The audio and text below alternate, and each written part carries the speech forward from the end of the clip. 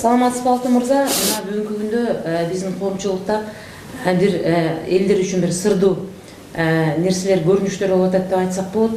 Анткени бул жерде күтүүсүздөн эле партиялардын эки-экиден биригиши, кээ бирлери муну деген эртеңки шайлоого даярдык десе, кээ бирлери булар оппозициялык тараптагы партиялар биригип жатат. Же болбосо бийлик тараптагы партиялар өздөрүнүн күчүн топтоо үчүн биригип жатышат деген ар кандай ойлор айтылып атат.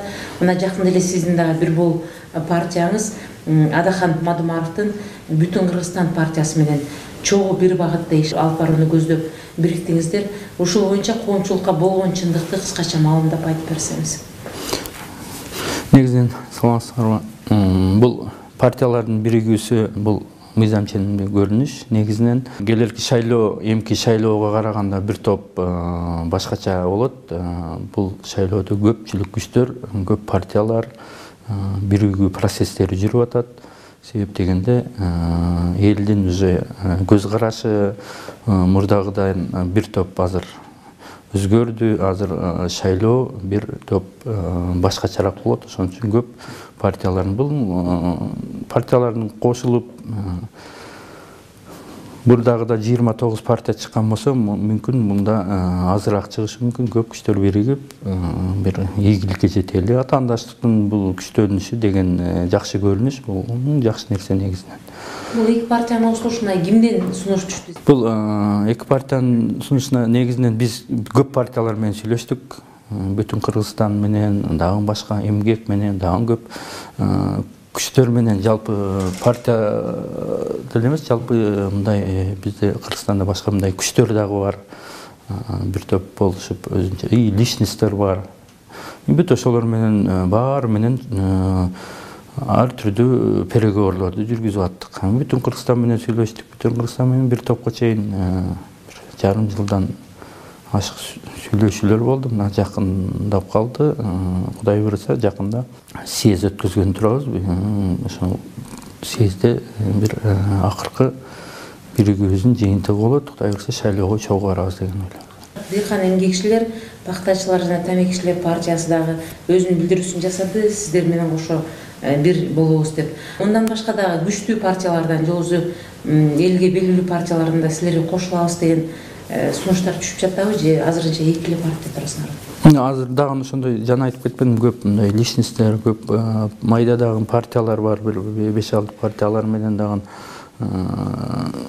сүйлөшүүлөр жүрүп жатат. Негизинен бизди кызыкчылык эмес, негизинен бир идея бириктириш керек болуп атат да. Кызыкчылык менен бириккен бат эле мындай ыдырап кетишин практикада да көрдүк да. Бир идеянын тегерегинде чогулбаса, келечекте дагы ишке ашпай калып, оор нерселер болуп калышы мүмкүн. Бул эки партиянын биригүүсү бийликтин демилгеси менен, ачык айтканда бүгүнкү өлкө башчысы Атамбаев Алмаз Шаршеновдун демилгеси менен түзүлгөн биримдик деп айтылып жүрөт. Бул жөнүндө сиздин ойуңуз кандай? Пиарлар менен иштеген күчтөр көп да бизде. Ошондой эле бир топ айтып атат, бул жакта бүт бакиевчилер чогулган экен. Адахан Мадумаров, Марат Султанов, Чудинов, баарыбызды перечислять этип, бүт Бакиевдин кезиндегилер бунун артында Бакиев каржылайт экен. Ушундай түзүлүптү деп маалымат каражаттарында жазылып атат. Экинчи күч ошондой эле күч, бул бийликтин, бүгүнкү бийликтин партиясы экен. Ушул партия 3 партия өтөт экен, анын ичинде бир бол бар экен деген сөздөр, ар түрдүү сөздөр болуп атат. Анда кечеги кеткен бийлик менен бүгүнкү бийлик экөө сүйлөшүп алып бизди чыгарып атыптырдан да. Мына сиз жогоруда айтып өттүңүз, бизди деген ошол бир болдун ичиндегилерди, Бүтүн Кыргызстан ичиндегилерди бакиевчилер деп айтып атышат деп. Эгер Бакиевдин жанында иштеген адамдарды десек, бүгүнкү өлкө башчысы бардыгыбыз эле ошол бир кезде Бакиевдердин жанында чогуу иштеп, ал киши өлкө башчысы болуп турганда, баарыбыз эле кол кармашып чогуу кетип аткандай болдук эле бүгүнкү өлкө башчысы баш болуп. Анан ушул бакиевчил деген түшүнүккө сиз кандай маани бересиз? Бүгүн эле кызматтарда отургандар, жалпы Кыргызстандын жаранында Бакиев бир же Акаев, алар Кыргызстандын мамлекеттин жетекчиси болушкан, президент болушкан. Ал убакта элдин баарды иштеген. Акаевдин кезинде иштеп, Бакиевдин кезинде иштеп, бүгүн иштебей калыш керекпи? Эгер ошол кадрлар бүгүнкү күндө бизге керек болуп аткан болсо, бул негизинен бир күчтөрдүн, трайбалисттердин, бир көрө албастардын колунан эчтеке келбегендердин чыгарып берген нерселери да.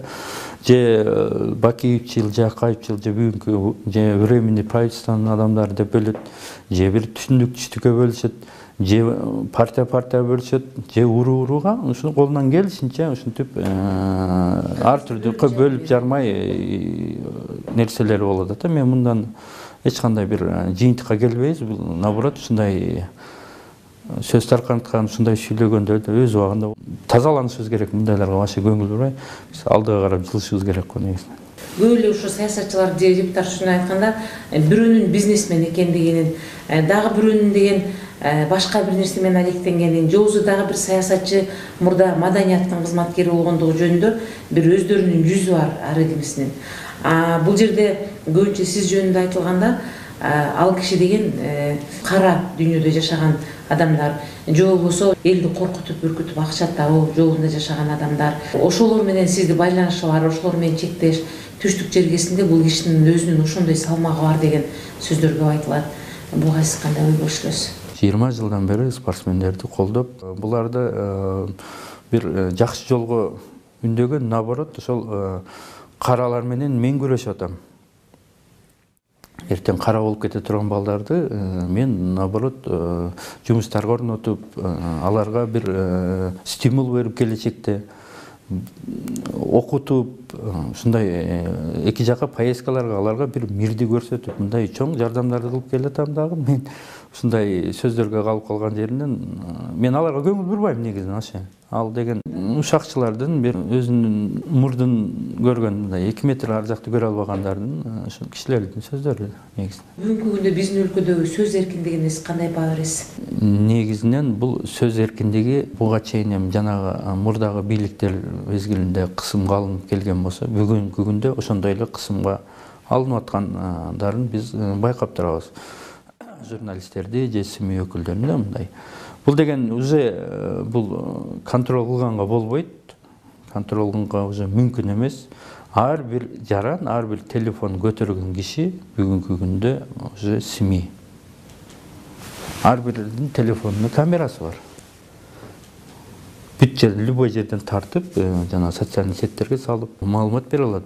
Бул деген биздин жетишкендигибиз, сөз эркиндиги. Буну наоборот бир туура жакка пайдаланышыбыз керек. Көзүн жаап, же кулагын жаап, же СМИ өкүлдөрүнүн оозун жапканга аракет кылбай, наоборот, ушул болуп аткан бүгүнкү күндө мамлекетте болуп аткан бүт маалыматтарды иликтеп, аларга реакция кылыш керек. Аларга бир чечим кабыл алыш керек болуп аткан иштерге. Көп эл өкүлдөрүнө бул суроону берсең, бүгүнкү күндө бийлик туура кылып атат, туура чечим чыгарып атат, туура камап атат деген сөздөрдү айтып атышат. Эми аларды деле түшүнсө болот, себеби деген эл өкүлдөрү же болбосо бир кызматта иштеп тургандан кийин өздөрүнүн эртеңкисин ойлобой жаткандай мамиле кылып атат. Анткени эртең эле ошол жарандардын бир кемчиликтери чыгып, же болбосо коррупцияга ыкташ жактары чыгып калса, алар деле ошентип мыйзам алдында жооп бериши мүмкүн да. Бирок ага карабастан бүгүнкү бийлик туура кылып атат деген ойлорун айтып атышат. Сиз эл өкүлү эмес, жөнөкөй жаран катары бүгүнкү коррупция менен күрөшүүгө кандай баа бересиз? Ооба, коррупция менен күрөшүү болуп атат. Бирок негизинен өткөн мезгил менен күрөшүп атабыз да. Бүгүнкү күн менен күрөшүп атканыбыз байкалбай турат. Ошон үчүн элдин нараазычылыгы ушунда болуп атат.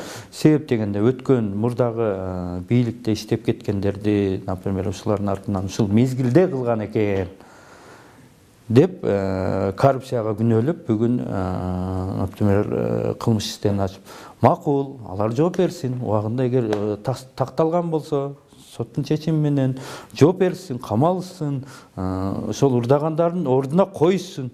Бирок ошол эле мезгилде бүгүнкү иштеп аткан, бүгүнкү болуп аткандар менен ушундай жумуш жүрбөгөн үчүн буну избирательный подход деп коет. Ушундай эл ушуну байкап атканда нараазычылык болуп атат. Ошон үчүн биз алдыга жылыш үчүн өткөн менен эмес, бүгүнкү күн менен күрөшүбүз керек. Келечек менен ушу менен күрөшүп, ушундай коррупция күрөшүү күндө жылып турган болсо, анда алдыга жылат элек. Мен ушул жагынан бир жактуу подход болуп калганын мен эле эмес, элдин баары байкап турат. Коррупция жөнүндө сөз болгонго катарлаш мен дагы бир сиздин оюңузду биле кетсем, мурунку баш прокурорлор иштеп турганда бул коррупцияга мынчалык бир катуу кийлигишип катылган учурлар болгон жок эле.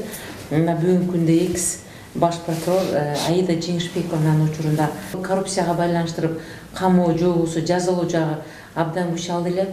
Бул Салянованын алып барган иши боюнча сиздин оюңуз кандай? Эми негизинен Салянованы азыр элдин баары бир көп күчтөр мактап атышпайбы? Аябай жакшы иштеди, мындай жакшы результаттарды. Ооба жакшы иштеди бир жагынан. А бир жагынан мен көп деле айта албайм жакшы иштеди. Мен бир жагынан айтам. Избирательный подход именно ушул Салянова жасады депчи.